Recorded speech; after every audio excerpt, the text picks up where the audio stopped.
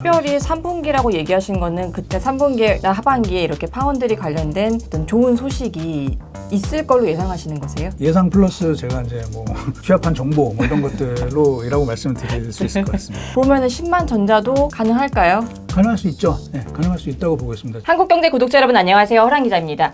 오늘의 한 끼로는 반도체 업황과 삼성전자 2분기 실적 진단을 준비했습니다. 든든한 한 끼를 책임져 주실 이승우 유진투자증권 리서치센터장님 나와주셨습니다. 안녕하세요. 네, 안녕하십니까. 삼성전자 2분기 실적 발표를 좀 진단을 해보고 더 나아가서 반도체 업황 그리고 미중 반도체 전쟁까지 오늘 좀 쭉 이어서 가보려고 해요. 삼성전자 2분기 영업이익이 12조 5천억 원으로 발표가 됐는데 사실 증권사 예상치는 11조 3천억 원이었거든요. 증권사 전망치보다도 10% 정도가 높게 나왔어요.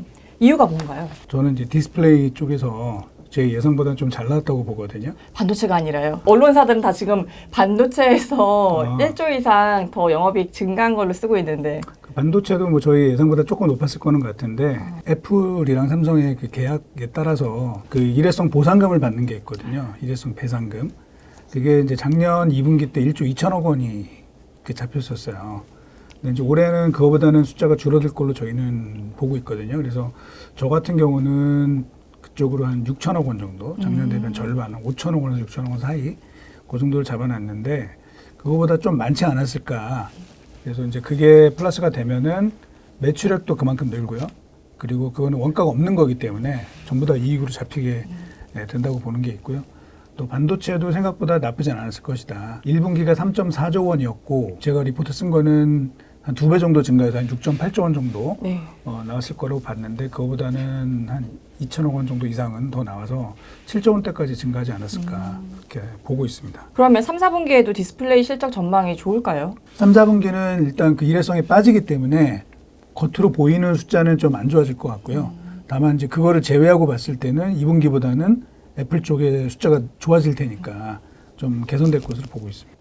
소비자 가전 부문을 보면 사실 TV랑 비스포크 시리즈가 꽤 잘 팔리면서 1분기에 준하는 실적을 낼 걸로 예상을 하고 있는데 이게 사실 내구재잖아요. 앞으로도 계속 팔릴까? 그게 사실 제일 어려운 건데요. 먼저 생활 가전 쪽은 더 좋았던 것 같아요. 1분기보다 더 좋았을 것 같고 TV 같은 경우는 두 가지 요인인데 첫째는 TV 판매가 생각보다 적었어요. 뭐 올림픽 효과라든지 뭐 유로 2020 그 효과 생각만큼 못 미쳤고요. 실제로 뭐 아시겠지만 올림픽과 관련된 마케팅이 거의 전무한 상황입니다. 지금. 그래서 TV 물량이 줄었고 그다음에 또 LCD 패널 가격이 올랐고 하기 때문에 TV 쪽은 수익성이 좀 안 좋아진 것으로 보고 있습니다. 그리고 이게 하반기로 계속 될 거냐는 이제 그 문제는 제일 어려운 건데 오늘 미국 주가를 보면은요. 월풀이 주가가 한 3% 정도 빠졌고 또 베스트 바이도 주가가 많이 빠졌거든요. 이제 이거는 결국은 저희가 우려했던 요인들 뭐냐면 그동안의 소비가 이 언택트 중심에서 이제 컨택트로 좀 변화되는 그런 과정이 있기 때문에 지금 우리 허랑 기자님 말씀하신 것처럼 내구재 소비가 하반기 때는 상반기보다는 좀 약할 가능성이 있다. 그렇게 저희는 판단을 하고 있습니다. 또 이제 삼성전자의 또 관건이 되는 사업부가 모바일 사업부인데요. 이 모바일 사업부문의 2분기 영업이익이 1분기보다 무려 1조 원 이상 줄어든 2조 8천억에서 3조 원대 초반으로 증권사들은 내다보고 있거든요. 모바일 실적은 하반기에도 계속 안 좋을까요? 그 2분기는 좀 여러 가지 변수가 있었어요. 처음에 시작하자마자 인도에서 대규모 코로나 확진이 나오면서 삼성이 나름대로 신경을 쓰고 있는 시장이었는데 이제 그쪽에서 물량이 확 줄었고요. 이게 또 6월 들어서 베트남에서 또 코로나 확진이 확 퍼지게 됐습니다. 베트남은 삼성전자의 플래그십 핸드폰들이 만들어지는 공장이 있거든요. 그게 이제 삼성전자 내의 어떤 그 종업원들이 문제가 걸린 게 아니라 협력업체들, 베트남 협력사들의 코로나 확진자들이 나오면서 베트남 정부가 굉장히 강력하게 현재 이동 제한을 걸었습니다. 그래서 출근을 못하고 있는 상황이었고요. 지금도 못하고 있는 걸로 알고 있습니다. 그래서 생산에 좀 차질이 빚어졌고 그래서 물량도 좀 줄고요. 그 당초 삼성이 좀 기대했던 이 하이엔드 쪽에도 약간의 역량이 있었습니다. 하지만 다행스럽게도 저희가 볼 때는 삼성이 나름대로 이제 코스트 컨트롤을 좀 잘한 것 같고, 그다음에 핸드폰 이외에 이제 나머지 제품들.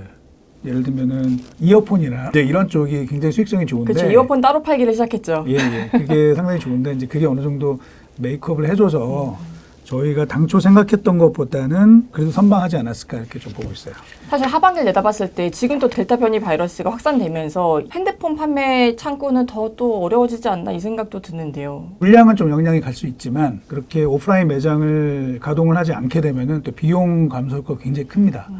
그게 이제 작년 3분기도 좀 그랬었거든요. 그래서 지금 베트남이 중요한데요. 이제 베트남에 7월 아마 중순부터 저희가 가동이 될 걸로 보고 있기 때문에 3분기는 뭐 1분기만큼은 아니더라도 2분기보다는 훨씬 나은 실적이 나오지 않을까 예상을 하고 있습니다. 사실 이 모바일 사업은 LG전자도 고전을 하다가 결국에 사업을 끝내 접기로 했잖아요. 삼성전자도 모바일 사업 부문에 대해서 좀 돌파구를 마련을 해야 되는 거 아닌가요? 우리가 냉정하게 봤을 때 그러니까 모바일 인더스트리가 과연 성장하는 사업인가, 그 인더스트리 전체적으로. 물론 이제 물량은 줄어도 단가가 되게 높아졌기 때문에 성장을 할 수 있다 이렇게 볼 수는 있지만 마진 측면에서 보면은 사실은 크게 성장한다고 보기는 어려워요. 그러면은 삼성전자로서는 사실은 거기서 과거 2010년대 초반처럼 뭐 분기 막 5조, 6조 이상의 그런 이익을 내는 이제 그런 시기가 다시 올 것 같지는 쉽지 않거든요, 제가 봐서는.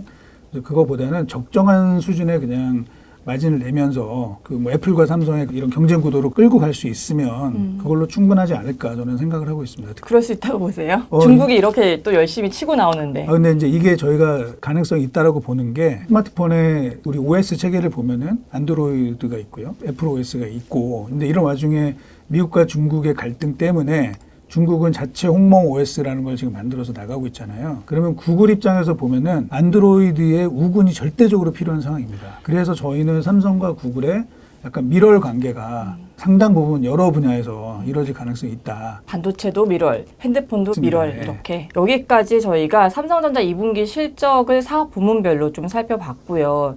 좀 본격적으로 반도체 부분을 좀 살펴보도록 하겠습니다. 이번 삼성전자 이익을 분기별로만 따지면은 사실 반도체 슈퍼 호황기였던 2018년도 3분기 그때가 이제 17조 5,700억 원의 영업이익을 냈던 때였거든요. 그때 이후로는 11분기 만에 가장 높은 영업이익을 낸 게 이번 2분기긴 해요. 그렇지만 또 한편으로는 반도체 업황에 대해서 최근 우려하는 목소리가 많은 상황인데요. 수요, 공급, 가격 측면에서 하나하나 좀 살펴보자면 일단 수요 측면에서 PC, 모바일 같은 언택트 수요가 감소할 것으로 예상되는데요.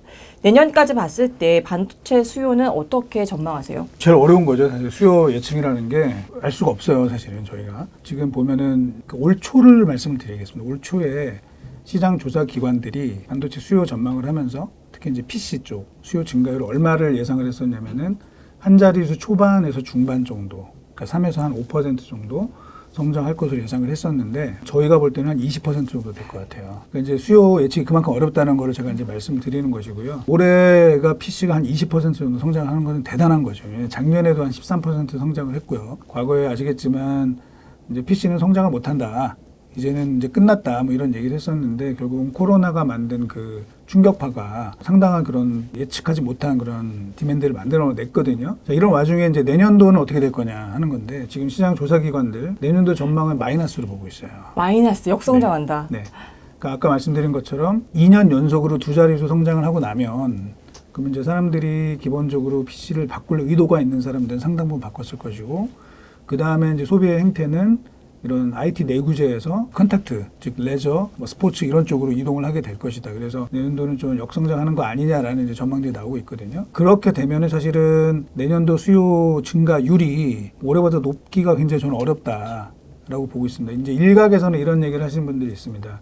반도체 수요에서 PC가 차지하는 비중이 적지 않냐. 그러니까 모바일이나 서버가 중요한 거 아니냐고. 맞습니다만 예를 들면 PC가 한 D램 수요에서 한 15% 정도 내외가 되는데 이게 20%를 성장하다 그게 역성장을 해버리면은 거기서 받는 이 전체 증가에 기여하는 포션은 굉장히 크거든요. 그러니까 나머지들이 메이크업을 한다고 하더라도 내년도에 D램 수요가 올해보다 더 높은 성장을 할 거냐 그거에 대해서는 저는 조금 쉽진 않다라고 보면은 지금 좋다 그래서 막 그 수요가 계속 좋을 것처럼 이렇게 예상하기도 사실은 쉽지 않을 것 같습니다. 예. 사실 코로나 특수 수요가 있었던 만큼 그 피해도 클 수가 있는 거네요. 그러면 공급 측면에서 봤을 때 글로벌 메모리 반도체 회사들이 사실은 설비 투자 경쟁을 벌이고 있거든요. 수요도 감소하는데 공급까지 이렇게 되레 증가하면서 양쪽에서 악재가 터지는 상황이다. 이렇게 보시는 의견들이 있어요. 센터장님은 어떻게 생각하시나요? 근데 뭐 악재라고 볼 수는 없고요. 그거는 어쩔 수 없는 겁니다. 지금 수요가 좋은데 나는 걱정이 되니까 우리는 투자를 좀 덜 해야지. 이렇게 가면은 결국 이제 남 좋은 일 시키는 경향이 되는 거거든요. 지금 디램 시장이 되게 좋은 상황에서 어떻게 될지 모르는 내년도 수요가 걱정이 돼가지고 우리가 투자를 좀 줄여야지 이렇게 할 회사는 하나도 없다는 거죠. 그러니까 이제 지금 투자라는 건 당연한 것이고 설령 일부 조금 다운턴이 온다 하더라도 그거는 업체들이 감내를 하고 거기에서 결국 기술력이나 수익성 이걸로 이제 극복을 하는 그런 전략이 중요한 것이지 뭐 미리 그걸 줄일 필요는 전혀 없고요. 그걸 저는 악재라고 생각하지는 않고 이런 반도체 산업이나 설비 투자 산업이 가지고 있는 어쩔 수 없는 고유의 성질이다. 이렇게 좀 보고 있습니다. 수요와 공급을 살펴봤고 가격을 좀 넘어가 보면요. 사실 이 P와 Q에서 P가 중요하잖아요. 가격인데 올해 1분기 디램 가격 2분기가 1분기보다 올랐고 이런 상황에서 3, 4분기도 계속 오를 것인가 궁금증이 생기거든요. 네. 일단 3분기는 뭐 저희가 업체들이랑 얘기를 해보면은 이미 거의 픽스가 된 것 같아요. 얼마로 됐나요? 뭐 한 5에서 10% 정도 추가적으로 좀 상승을 할 것 같고요. 근데 이제 문제는 4분기는 잘 모르겠다는 겁니다. 이제 업체들은 사실 4분기도 긍정적으로 보고 있어요. 반도체 업체들은 4분기도 긍정적으로 보고 있는데 경험적으로 봤을 때 사실은 만만치 않을 것이다라고 보고 있습니다. 이제 왜냐하면 아까 말씀드린 것처럼 지금 PC 수요가 좋다라고 얘기를 해서 굉장히 좋은 거죠. 20% 성장을 하니까. 그런데 그거를 저희가 분기별로 쪼개서 보면은 올해 1분기 PC 성장률이 YOY로 이제 57%가 나왔어요. 이거는 사실은 저희가 상상을 할 수 없는 숫자거든요. 그렇죠. 물론 그 흔히 말하는 이제 기저 효과가 있었어요. 있긴 했지만 아무리 그걸 감안해도 57% 나올 수가 없는 숫자인데 이렇게 나왔고요. 연간 20%란 얘기는 하반기에 가면 이게 좀 굉장히 많이 떨어질 수가 있고요. 뭐 4분기 물론 코로나의 영향이나 이런 것도 같이 저희가 봐야 되겠지만 지금 반도체 업체들이 생각하는 것보다는 제가 볼 때 수요가 약할 가능성이 있습니다. 거기에 공급은 어느 정도 지금 올라온 상황에서 좀 지속이 된다고 하면은 저는 이제 4분기 때 가격이 못 오르거나 또는 약간 하락할 가능성도 배제할 수 없다. 반도체가 과연 빅사이클이냐 슈퍼사이클이냐 명칭하기에 따라 다른데 업황상 빅사이클엔 진입한 건가요? 그 빅사이클이 뭐냐 그죠? 그냥 올라가면 빅사이클이냐? 뭐 그렇게 보면 올라가고 있어요. 예, 그래서 좋아지는 거는 맞는데 이게 이제 슈퍼사이클이라고 얘기하는 게 올 초에 굉장히 많았거든요. 맞아요. 그런 소리가. 근데 이제 저는 그 소리를 되게 싫어했어요. 제가 잘났다고 하는 얘기가 아니라 후배들한테 제가 얘기를 슈퍼사이클이라는 말을 너무 쉽게 쓰지 마라. 그런 얘기까지 제가 한 적이 있는데 왜냐면 이제 제가 나름대로 그 오랫동안 이제 보면서 슈퍼사이클 제가 직접 목격한 딱 한 번밖에 없고 2017년, 2018년. 네, 그리고 이제 그 전에는 진짜 슈퍼사이클이라는 게 94년, 95년도였거든요. 그러니까 한 20몇 년이 걸려요, 보통. 그렇네요. 그렇게. 그래서 이게 끝난 지도 얼마 안 됐는데 바로 그렇게 과연 빅사이클이 올 거냐에 대해서 일단 퀘스천인데 올해 반도체 슈퍼사이클이라고 하는 거는 제가 볼 때는 파운드리 슈퍼사이클이에요. 그러니까 메모리는 사실은 아직은 슈퍼자를 붙이기가 좀 불안한 측면이 있습니다. 2017년, 18년도에는 그때 이제 데이터 센터 붐이 확 일면서 이 서버 업체들이 삼성이나 하이닉스 같은 경우에는 마진이 60%, 70%가 났으니까. 근데 지금은 그 정도는 전혀 아니거든요. 그래서 그런 일이 또 과연 벌어질 것이냐. 또 그 서버 업체들이 마진 70%를 보장을 해주면서 물건을 사갈 거냐. 그러기는 사실 만만치 않을 것이다. 그래서 뭐 좋기는 하지만 거기다 뭐 슈퍼나 뭐 빅이나 이런 걸 붙이는 거는 제가 볼 때는 보고서도 그런 표현을 쓰는데 슈퍼사이클 only for foundry 이렇게 얘기를 하고 있습니다. 사실은 이제 여러 전문가들께서도 3분기가 원래는 IT 성수기이지만 반도체 주식을 매수하지는 마라 이렇게까지 추천을 하시거든요. 삼성전자를 들고 계신 분들이나 삼성전자를 좀 이제는 사야 될 거 아니야 라고 생각하시는 분들에게 좀 투자 전략을 조언해 주세요. 삼성전자 사실은 연초에만 잠깐 반짝하고 그 이후로 지금 굉장히 재미없는 주식이 돼버렸습니다. 근데 이제 저는 이유를 뭐라고 보냐면 삼성전자 주가는 결국은 뭐 지나간 실적은 당연히 이거는 이제 더 이상 얘기거리가 아닌 것이고 심지어는 3분기 실적도 제가 봐서는 지금 현재 변수는 아니에요. 3분기 실적 좋다는 건 다 알고 있습니다. 그럼 결국은 뭐냐면 삼성전자 주가는 기본적으로 한 6개월에서 12개월 뒤에 업황이 과연 어떻게 될 거냐. 그거에 대한 확신이 서야 되는데 지금 그게 퀘스천이에요. 그죠? 갑론을박이 있습니다. 저처럼 조금 보수적으로 보시는 분들도 있고 뭐 아니다. 계속 좋을 것이다 이렇게 보시는 분들도 있는데 제가 이제 주가를 보면은 주가는 조금 보수적인 쪽에 지금 힘이 실려 있는 거죠. 삼성전자 주가가 올라가기 위해서는 어떻게 돼야 되느냐. 그렇죠. 10만 전자 되려면 어떻게 해야 되느냐. 네, 어떻게 되는지 그게 제일 중요한 건데 삼성이 이제 기존에 잘하던 거를 조금 더 잘한다. 이거는 제가 볼 땐 큰 의미는 없어요. 뭐 수학 점수 95점 맞는 친구가 97점 받았다 그래서 뭐 조금 잘했다고는 볼 수 있지만 그렇게 박수 쳐준 건 아니라는 거죠. 기존에 잘 못하던 거, 삼성 파운드리 지금 잘 못했잖아요. 근데 여기서 과연 정말 TSMC랑 격차를 좁힐 수 있는 어떤 모멘텀이 나오느냐, 그게 제일 중요할 것 같고, 또 한 가지는 사실 이제 삼성전자 관련해서 제가 여러 얘기를 했는데 삼성전자가 그 매출액이 200조를 넘은 게 2012년도예요. 근데 지금 2020년 작년도에 매출이 얼마냐 236조를 기록을 했거든요. 8년 동안 20% 성장 못한 거예요. 그렇네요. 뭐냐면 성장률이 너무 낮아요. 나름대로 IT 산업이고 우리 IT 그러면 성장주 이렇게 얘기를 하는데 그렇죠. 삼성전자의 최근 한 8년 정도 동안의 이 스토리를 보면은 성장주라고 할 수가 없는 거죠. 그렇네요. 심지어는 좀 과장해서 얘기하면 우리나라 경제 성장률보다 낮아요. 지금 매출액 성장률이. 물론 이제 이익은 막 성장하는 부분이 있어요. 그래서 지금 삼성전자에게 필요한 건 뭐냐면 그 성장 모멘텀의 스토리를 만드는 겁니다. 그러기 위해서는 결국은 뭐가 중요하냐? M&A가 있어야 된다는 얘기죠. 우리 요즘에 잘 나가는 빅테크 기업들이 보면은 뭐 다 아시겠지만 사실 M&A를 통해서 계속 확장을 해 나가는 거잖아요. 그 삼성전자도 사실 예전에는 삼성전자가 뭐 현금 100조가 있습니다. 뭐 이런 게 자랑거리였지만 요새는 현금을 들고 있는 게 죄악시되고 있지 않습니까? 금리가 너무 낮기 때문에. 그래서 그거를 자랑할 게 아니라 똘똘한 자산을 사서 성장 모멘텀을 갖다 붙이는 게 굉장히 중요하다. 이렇게 저는 말씀을 드리고 싶습니다. 하이닉스는 좀 주가가 심플하죠. 하이닉스는 사실은 DRAM이나 낸드 가격 이 동향을 좀 봐야 되는데 아까 말씀드린 것처럼 3분기까지는 좋다. 그러나 4분기부터 내년도 상반기까지는 약간 지금 갑론을박이 있다. 그래서 이제 그런 부분에 대해서 저희 예측이 틀려야죠. 그죠? 그래서 내년도에 PC가 마이너스 성장이 아니라 내년도에도 굉장히 강한 성장이 나오고 뭐 이렇게 되면은 또 스토리가 좀 바뀔 수 있다고 보고 있습니다. 3분기 아무리 IT 성수기라고 추가로 매수한다거나 이제 들어가지 말아라. 근데 이제 저는 조금 희망을 보는 게요. 그 오랫동안 쉬었잖아요. 뭐 이렇게 얘기하면 왜 이랬다 저랬다 할 수 있겠지만 방금 그렇게 물어보려고 그랬어요. 너무 오래 쉬었잖아요. 근데 제가 아까 파운드리 돌파하고 나와야 된다 그랬잖아요.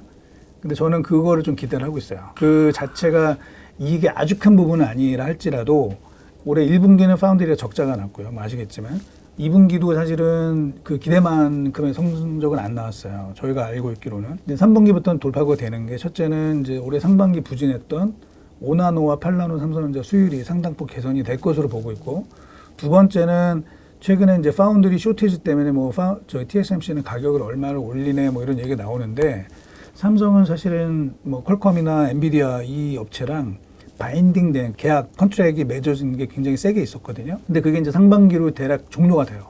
그리고 나서 이제 계약을 갱신을 합니다. 가격을 올려서 계약할 수 있겠네요. 맞습니다. 가격을 올릴 것 같습니다. 그래서 그걸로 인해서 또 다른 모멘텀이 생길 수 있고, 근데 세 번째는 이제 아까 구글 얘기를 좀 하셨는데 지금 구글 입장에서도 삼성이 필요하고 또 삼성 입장에서도 구글이 필요한데 구글의 이제 모바일 AP, 픽셀 폰이라고 하는데 들어가는 모바일 AP를 삼성이 아마 파운드리뿐만 아니라 설계까지 삼성이 해서 공급을 하게 되지 않을까.